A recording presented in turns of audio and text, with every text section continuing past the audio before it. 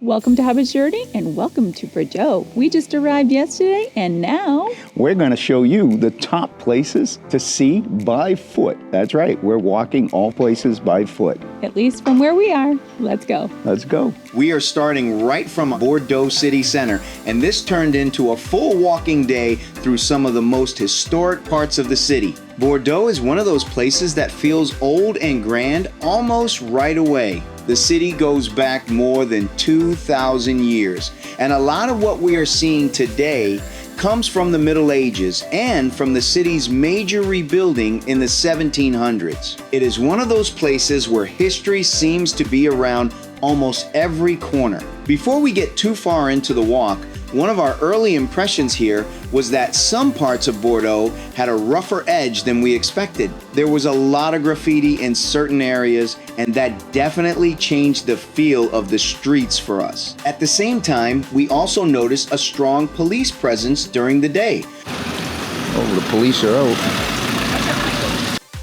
So for us, it was a mixed first impression. We enjoyed walking the city during the day, and we did not feel unsafe. But at night, we felt it was smarter to stay in. Andrea, we got to get moving here. If we're going to show everybody the places in Bordeaux, France, look at the time. Let's go. Let's keep walking. Our first stop is the Great Bell. This is one of the oldest bell towers in France, and it is one of the surviving pieces of Bordeaux's old defensive walls. The giant bell here today was cast in 1775, and it weighs about 7,750 kilos. It is a great place to begin because it instantly gives you that old Bordeaux feel.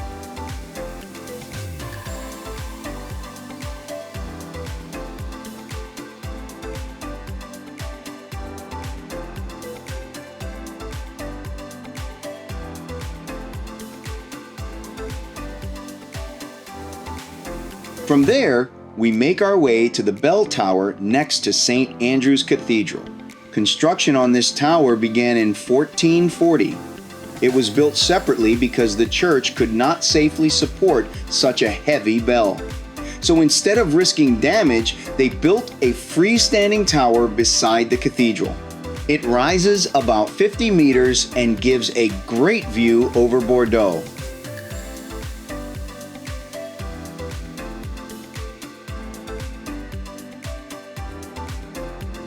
Just across the square is St. Andrew's Cathedral.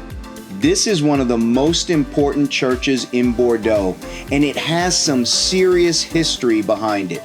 It was consecrated in 1096 by Pope Urban II.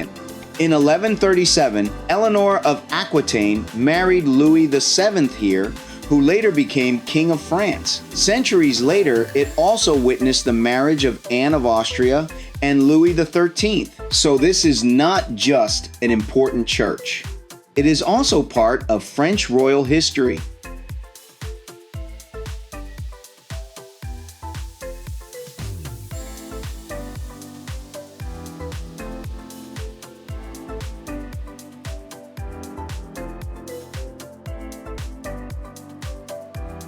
Here we are, we're getting caught in a sun shower. Look at the rain coming down and the sun's in the background. Oh, look at that rain. You gotta be able to see it because I can see it plain as day. And the sun is out.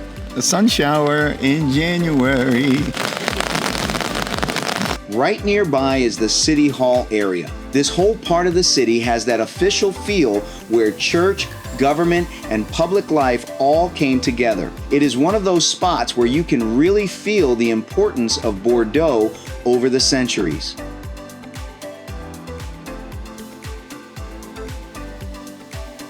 From there, we continue on to St. Catherine Street.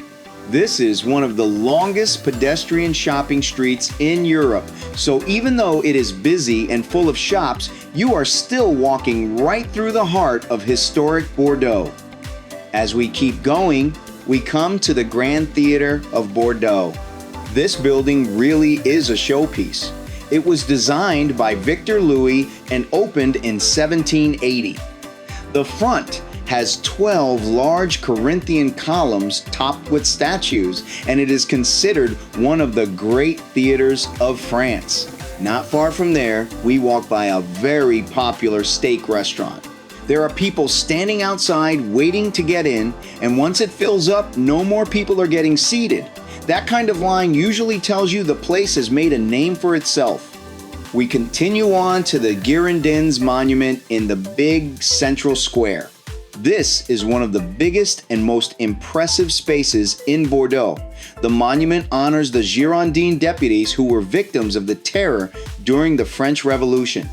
At the top of the column, you see Liberty breaking her chains.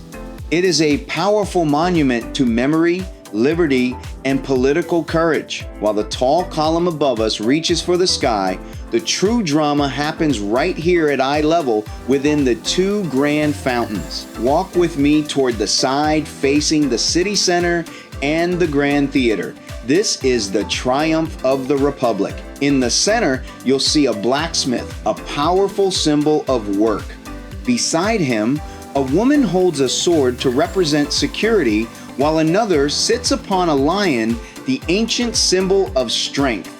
But look closer at the base. You'll see figures falling into the water, 3 men being crushed by the progress of the Republic. These represent the shadows of the past: ignorance, dishonesty, and vice.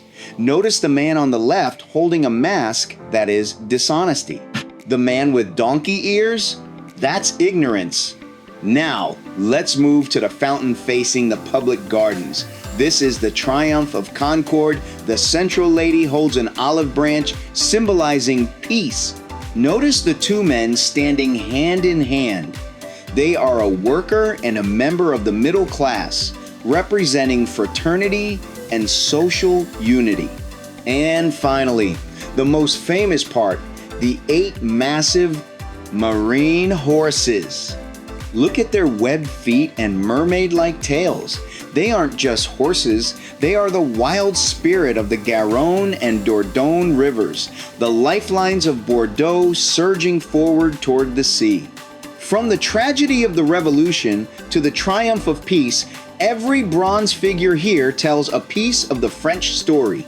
Take a moment to walk the full circle. History is waiting around every corner.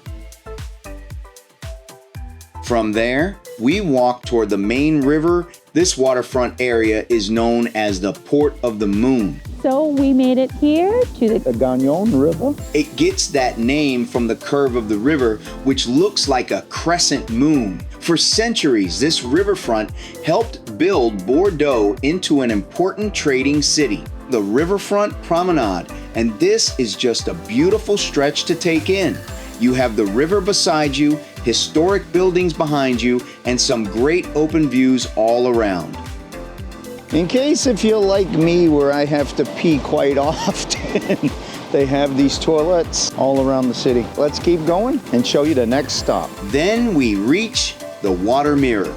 This is one of Bordeaux's most famous modern landmarks. It opened in 2006 as part of the redevelopment of the riverfront. When it is running, it shifts between a shallow mirror and a mist effect. It was not operating while we were there because of the season, but this is still one of those spots everybody wants to see. Right across the street is the old Royal Square. This is one of the most famous squares in Bordeaux. It was built between 1730 and 1755. In the center is the Fountain of the Three Graces, which was added in 1869. The square is home to the old Stock Exchange building and the former Customs building, and it opens beautifully toward the river. From there, we head back into the old town and come to Parliament Square. This square was created in 1754, and its fountain was added in 1865. It has a more intimate feel than some of the city's bigger spaces, and it is one of those places where you can slow down a little and just enjoy the setting. If you are enjoying the walk with us so far, give this video a thumbs up and let us know in the comments if Bordeaux is a place you would like to visit. Next, we continue to St. Peter's Church. This church stands in one of the oldest parts of Bordeaux. It was built in the 14th and 15th centuries, rebuilt from 1358 onward, and later restructured in 1882. It became a listed historic monument in 1908. This is one of those places where the age of the city really starts to sink in.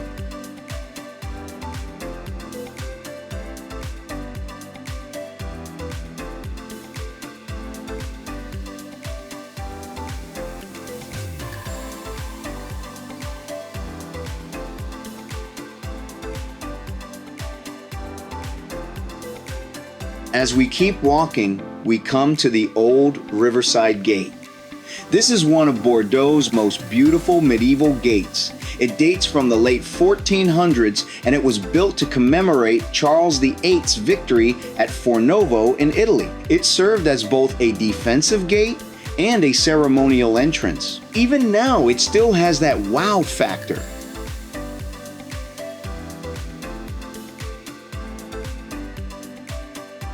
From there, we continue on past the Rainbow Crosswalk and then head toward the southern gate, the obelisk, and the bronze turtles at Victory Square.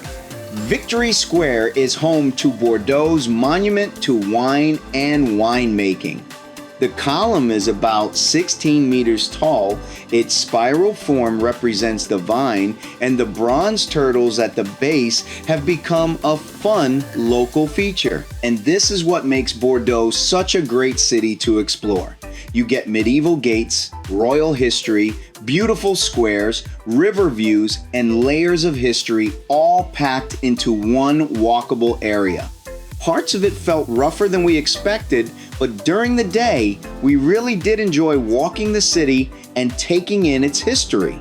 After all of that walking, we make our way back to our hotel. Stay tuned for day 3 in Bordeaux, where we explore even more city highlights and try some local food. Thanks for watching, but there's more to explore. And don't forget to hit that subscribe button so you never miss any adventures. Click on one of these videos to keep the journey going. And this is where I say ciao for now. We'll see you soon.